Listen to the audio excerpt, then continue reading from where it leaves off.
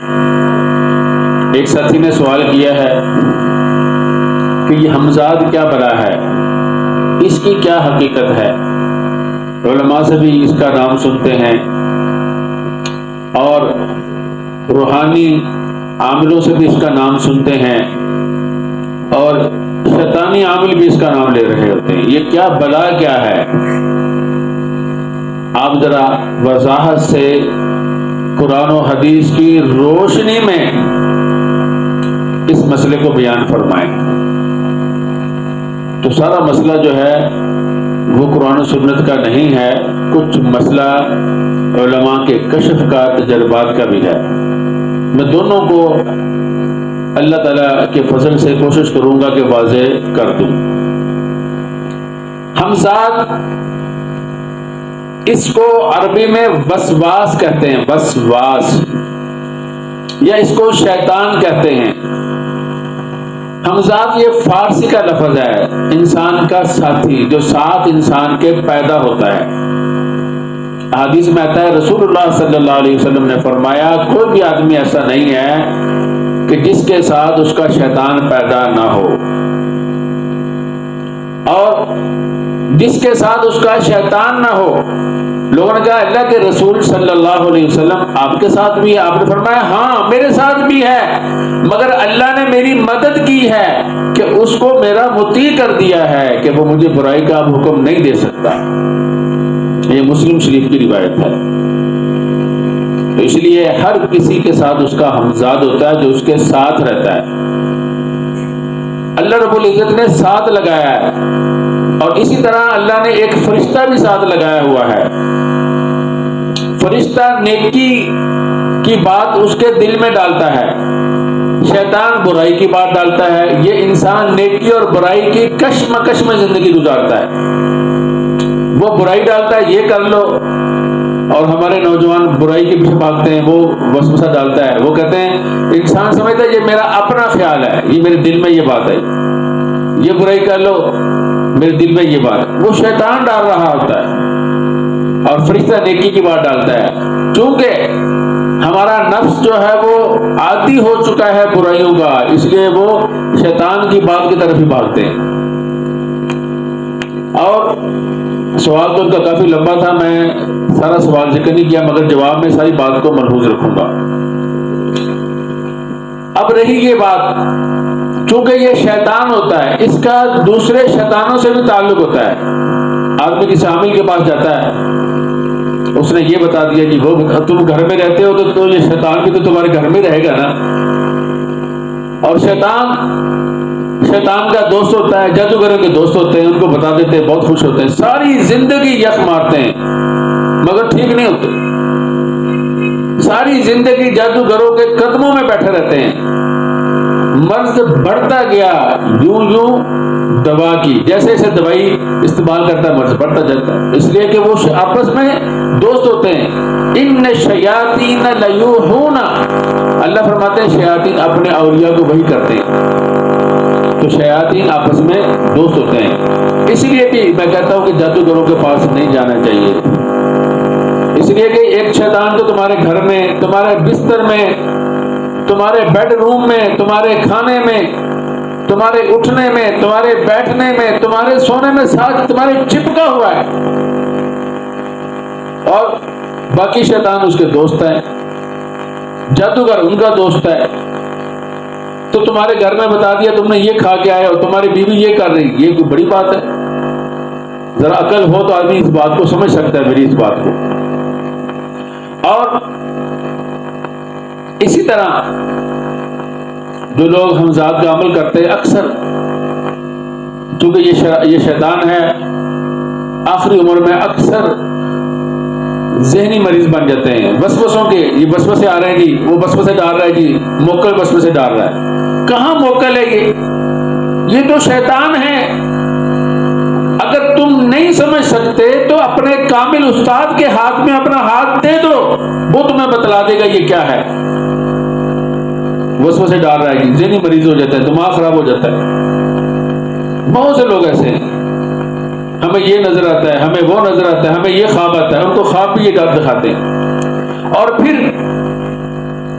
جب انسان مر جاتا ہے اس کا جو ہمزاد ہے وہ آزاد ہو جاتا ہے. اس لیے کہ ہندوؤں نے اس کی لاش کو جلا دیا، ہمزاد کہاں جائے گا؟ اس کی شرارت بڑھ جاتی ہے. ہندو کا شیطان بھی ہندو ہی ہوگا نا، اس سے زیادہ ہی سخت ہوگا. ساری زندگی دیکھتا رہا یہ کیا کرتا رہا. اب وہ آزاد ہو گیا، اب کئی جنگلوں میں نظر آتا ہے، کبھی کہیں نظر آتا ہے. اور ہمارے جو اہل بدعت ہیں ان کے ساتھ ایسے واقعات ہوتے ہیں، شوہر مر گیا اور پیرنی صاحب کہتی ہے مرا ہی نہیں ہے. مر گیا ہے شوہر تمہارا؟ نہیں مرا. روز رات کو میرے پاس آتا ہے کہ کون سمجھائے کہ جو اس جہان سے اس جہاں میں چلا گیا ہے وہ واپس نہیں آتا، نہیں آ سکتا. اس کی وجوہات میں نے پہلے عرض کر دی ہیں ایک اور دوسری ویڈیو میں. اب یہ جو تمہیں رات کو تمہارے پاس آتا ہے یہ وہ اس کا ہمزاد ہے، شیطان ہے. یہ تمہیں کون بتلائے گا؟ مجھے خواب میں پیر صاحب نظر آئے. پیر صاحب نے کہا جی آپ یہ کرو، یہ حلوہ لے آؤ، یہ کر دو، وہ کر دو. سب شیطان ہے، اس کا یہ ہمزاد ہے. اسی لیے کہا جاتا ہے کہ مردوں کو اسلامی طریقے سے دفناؤ.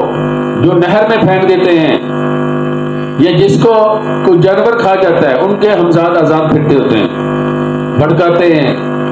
مردے کو دفنا گیا، رات کو نظر آ رہا ہے جی، وہ اسی کی شکل میں آتے ہیں، رات کو نظر آ رہا ہے جی، بہت خوش ہو گئے. رات کو یہ ہمارا دادا نظر آ گیا، نانا نظر آ گیا. نانا کہتا تھا میرا تم نے ختم نہیں دلایا، میرا 40واں نہیں کیا، میرا فلاں نہیں کیا، تم منکر ہو، تم گستاخ ہو. یہ شیطان ہے، نانا نہیں ہے. نانا اگر جنتی ہے تو جنت سے یہاں تمہیں دیکھنے آئے گا. دنیا تو ایک ملعون ہے، گھٹیا چیز ہے. کوئی گھٹیا چیز کی طرف آتا ہے؟ اللہ نہ کرے اگر دوسرے حالات ہے تو وہ گرز لے کے فرشتے وہاں بیٹھے ہوئے ہیں، وہ آنے دیتے ہیں. یہ جو پولیس والے ہیں یہ چھوڑتے ہیں قیدی کو. تو عقل سے کام لو. یہ شیاطین ہیں، تمہارے دین کو بھی خراب کر دیتے ہیں. خواب میں آ کر یہ دکھا دیا، ادھر آ کے یہ دکھا دیا، وظیفہ ڈال رہا ہے، یہ کر لو، وہ کر لو.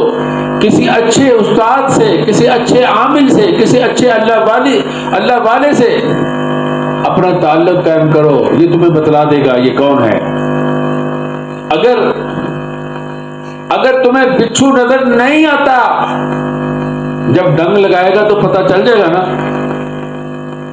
اگر تمہیں پتہ نہیں چل رہا، تم سمجھتے ہو یہ فرشتہ ہے، تم سمجھتے ہو یہ کوئی ولی ہے، جب تمہیں وہ خیالات ڈالے گا تو خیالات سے پتہ چل جائے گا یہ کیا کہتا ہے. تو جو نیک لوگ ہوتے ہیں جن کی میتیں اسلامی طریقے کے مطابق ہوتی ہیں، تو جب اس کو دفن کرتے ہیں تو اس کی مٹی جب قبر پہ ڈالتے ہیں تو 3 دفعہ یہ کہو منہا خلقناکم وفیہا نعیدکم ومنہا نخرجکم تارۃ اخری. 3 دفعہ پڑھ کے اس مٹی کو اس پہ ڈالو تو اس کا ہمزاد بھی ساتھ ہی دفن ہو جاتا ہے. اب آپ کہیں کہ اس کی کوئی دلیل؟ میں تو پہلے ہی کہا تھا کہ ہر چیز جو ہے وہ قرآن و سنت سے نہیں دکھا سکتا.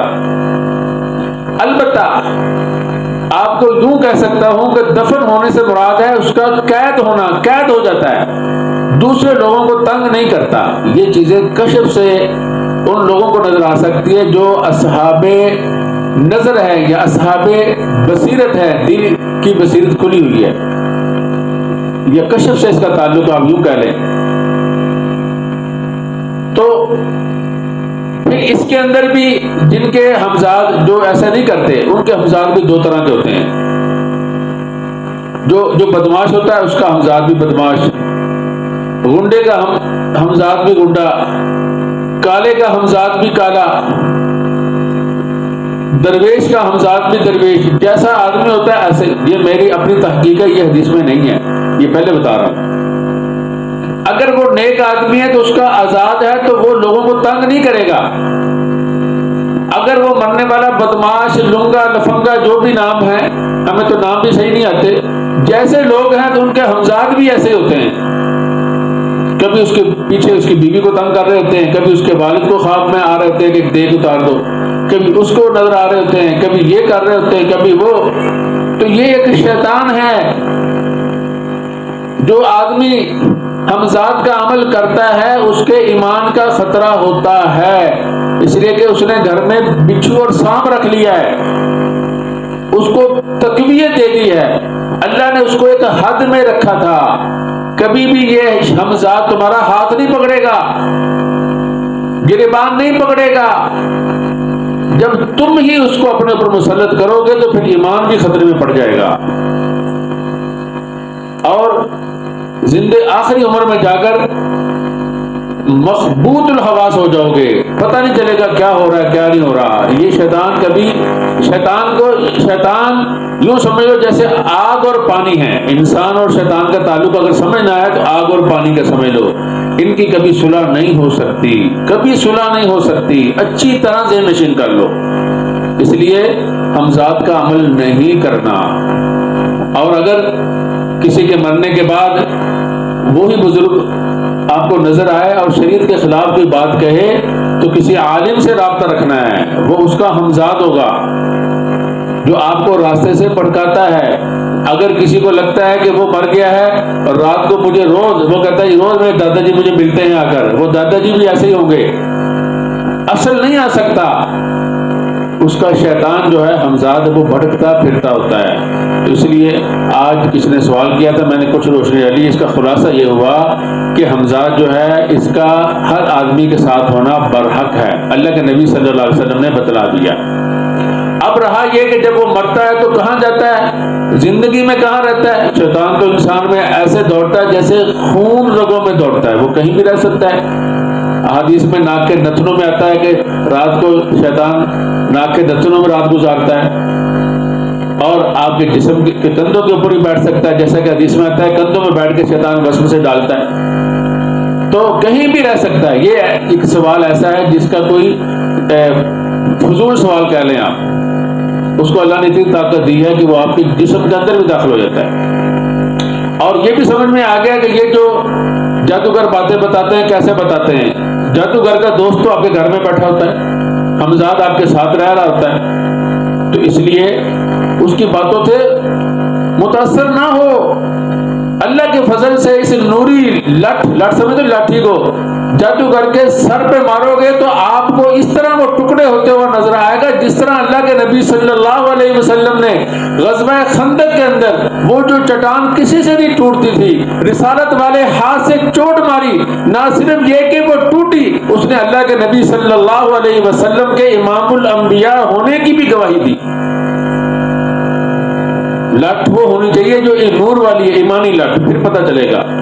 اور یہ بھی میں نے بتلا دیا کہ جن کے حمزات آزاد پھرتے ہیں اس کی وجہ یہ ہوتی ہے کہ وہ یہ اس کے جو ورثاء ہوتے ہیں یہ نہیں پڑھتے. وہاں پڑھنا چاہیے، مٹی پھینکتے ہیں تو یہ پڑھنا چاہیے، منہا خلقناکم وفیہا نعیدکم ومنہا نخرجکم تارۃ اخری. 3 دفعہ پڑھنا چاہیے. پھر اگر دفن نہیں بھی ہوتا لیکن وہ قید ہو جاتا ہے، باقی لوگوں کو پھر تنگ نہیں کر سکتا.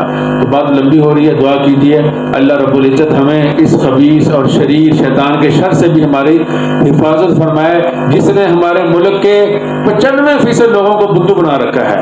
وآخر دعوانا ان الحمد للہ رب العالمین.